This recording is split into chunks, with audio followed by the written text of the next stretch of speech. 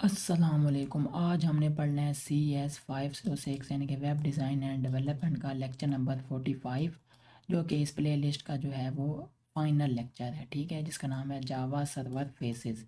और इसके बाद जो है वो नेक्स्ट वीडियो CS 506 की कोई भी नहीं आएगी। ठीक है, लेक्चर क्योंकि ये फाइनल है।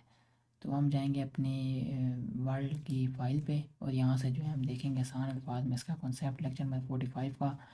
और इसके बाद इसके एमसीक्यूज़ भी आपको इसी फाइल के नीचे मिल जाएंगे।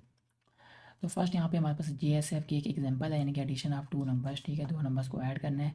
ये एग्जांपल JSF का यूज़ करके दो नंबर्स ऐड करना दिखाता है। इनके कॉन्सेप्ट्स कवर क्या होते हैं इसमें? वैल्यू बाइंडिंग, यानी फॉर्म का डाटा बीन के प्रॉपर्टीज़ से ऑटोमेटिकली लिंक होता है। ठीक है, मेथड बाइंडिंग यानी कि इवेंट बटन क्लिक के लिए मेथड कॉल होता है। मैनेज बीन्स यानी कि डाटा होल्ड करते हैं और बिजनेस लॉजिक हैंडल करते हैं।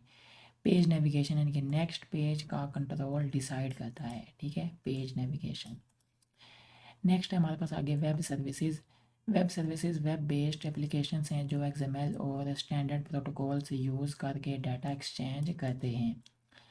पॉपुलर है बिकॉज यानी कि क्योंकि लैंग्वेज इंडिपेंडेंट और एनी प्लेटफॉर्म पे काम करते हैं। नेक्स्ट है W3C डेफिनेशन यानी कि web service equal to soft identified by URL जिसका इंटरफेस XML के थ्रू डिफाइन और डिस्कवर किया जा सकता है।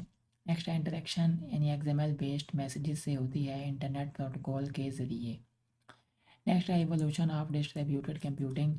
क्लाइंट सर्वर मॉडल यानी कि क्लाइंट एक सर्वर से कम्युनिकेट करता था यानी कि RPC। वेब बेस्ड कंप्यूटिंग यानी कि many clients talk to many servers, लेकिन कॉमन प्रोटोकॉल्स या ऑब्जेक्ट मॉडल ज़रूरत होता था, रिक्वायर्ड। वेब सर्विसेज मॉडल यानी कि dynamic connection between service user and provider.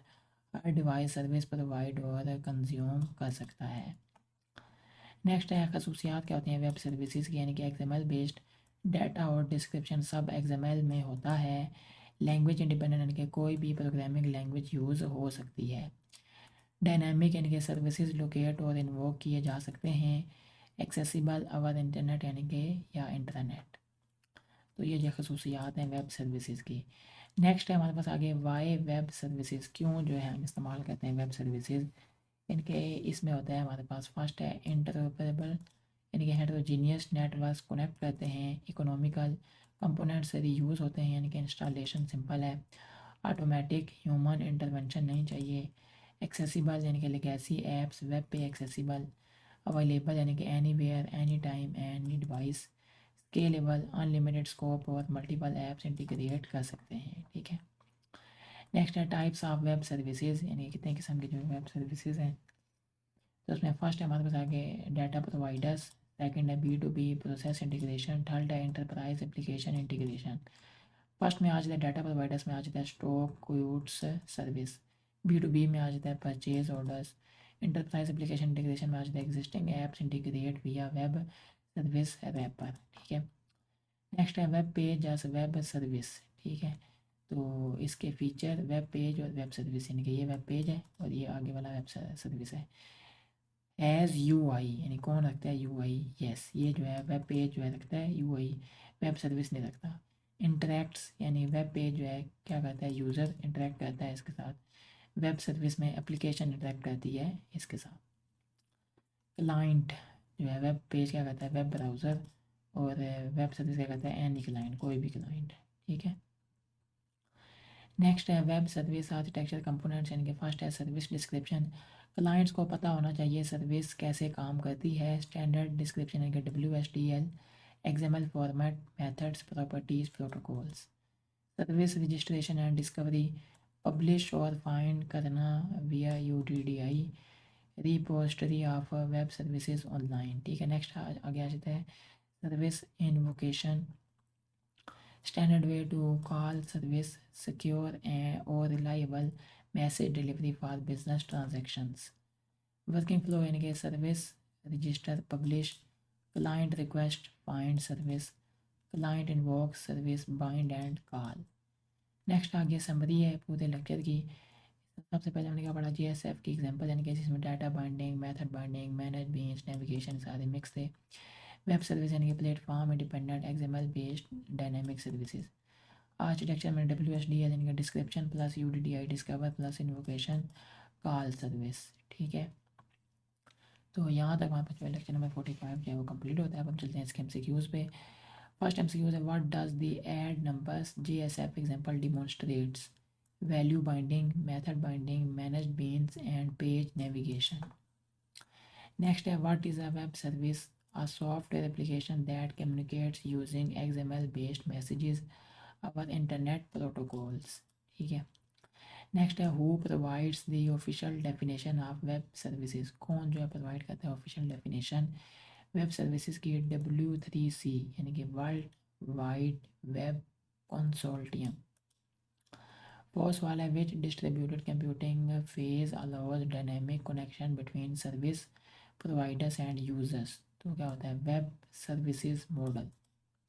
First वाला, what is the main characteristic of web services? XML based and programming language independent. ठीक है, XML based and programming language independent.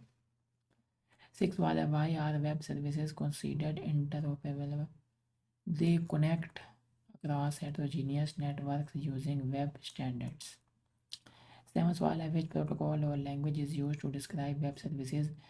WSD यानी कि Web Service Description Language। What is the purpose of UDDI in web services? UDDI का क्या मकसद होता है web services में? Service registration and discovery. ठीक है, service registration and discovery. How does a web service differ from a web page?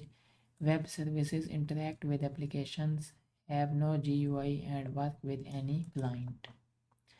What are the main types of web services?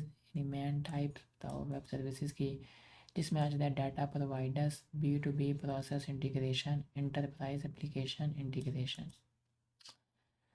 Why are web services considered scalable? They can support unlimited scope and multiple heterogeneous applications।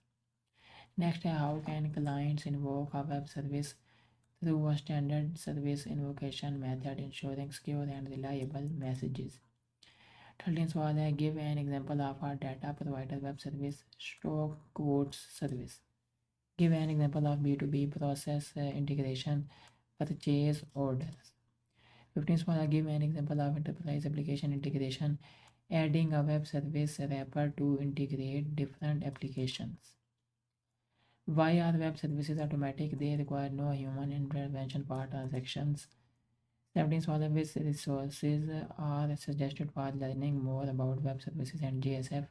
java.sun.com, jsfcentral.com, jspolymo.com, onjava.com। ठीक है, next है, what does the service description in web service architecture specify?